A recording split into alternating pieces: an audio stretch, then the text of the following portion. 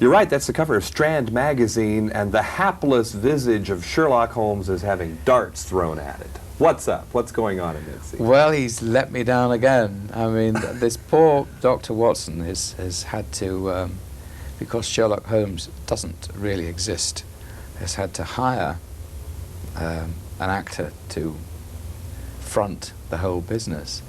And this actor is just not good enough. I mean, he keeps blowing his lines, and his deportment, his demeanour, his manner, because he drinks too much, he womanizes, he pinches barmaids' bums, etc., etc. And just when, you know, I think I finally got rid of the man, there's an even greater demand for me to reinstate him. So it's frustrating, hence the darts in the face of dear Michael Caine. In fact, your dilemma, and I'm going to call you a writer, is Dr. Watson. Yeah. Here. You've created this character.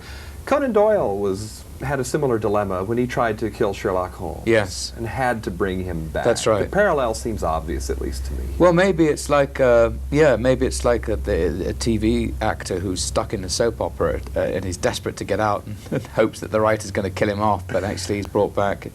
Yes, it's that the parallels between the real ones between Doyle and Watson are very, very real, very apparent. I asked this question to Michael Caine, and similarly to you, as an actor, have you had a role that also at one point threatened to dominate you the way Reginald Kincaid has been dominated by Holmes? Would Gandhi fall into that category? It could, but the more I think about this, the more I realize how fortunate I was. It's probable that that the first big audience since Gandhi, really big, I mean, will be for this picture, hopefully. However, where I think I was spared some of the bad repercussions of that role was that Gandhi is a character who dresses in 2 white sheets and sandals and carries a bamboo stick. Now, there aren't many of those characters around. So fortunately, that's a good point. You know, indeed, I cannot, and therefore have not been dominated by a type, quote unquote, because there isn't one. So I think I might have had the best of both worlds, into being propelled into a kind of popularity, but without, therefore, the unfortunate rider attached to it of having to play the same kind of hero over and over and over again, because he was a one-off. So maybe I've been lucky and dodged that. Now, especially for those of us that haunt the so-called art houses, you've been everywhere lately. Yes. A spate of films. If you could Yes. tell us what's just been out and what's coming. Yes, I'd be delighted to. What's just come out is Pascali's Island, which I did just before I worked for Mark and Tom. Then, prior to Pascali's Island, I did a film about the life of Shostakovich for Tony Palmer.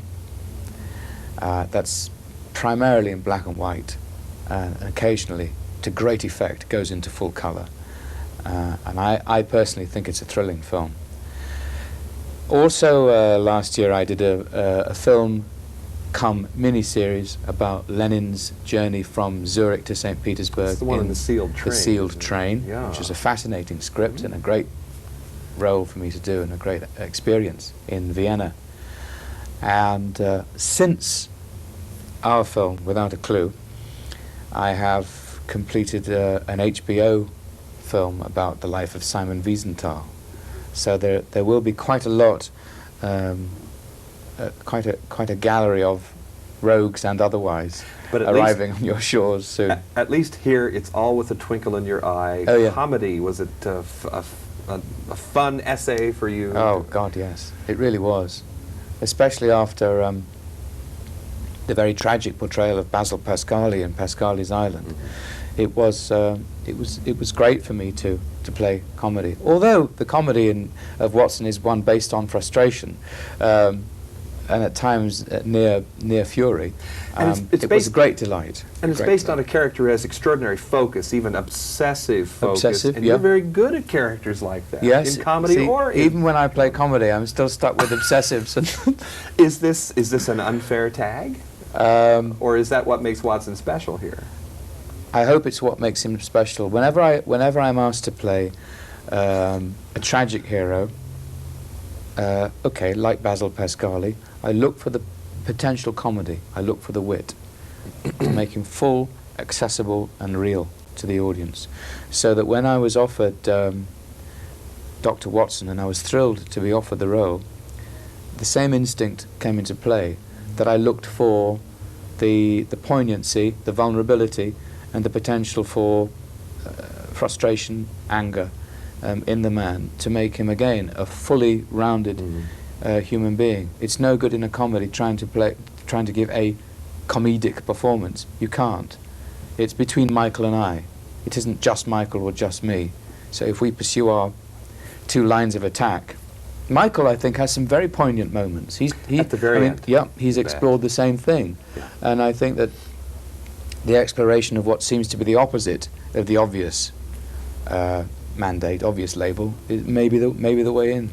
Meanwhile, hovering over all of this is yet a third character, because we come out of Without a Clue thinking Benjamin Kingsley possibly is the crime doctor.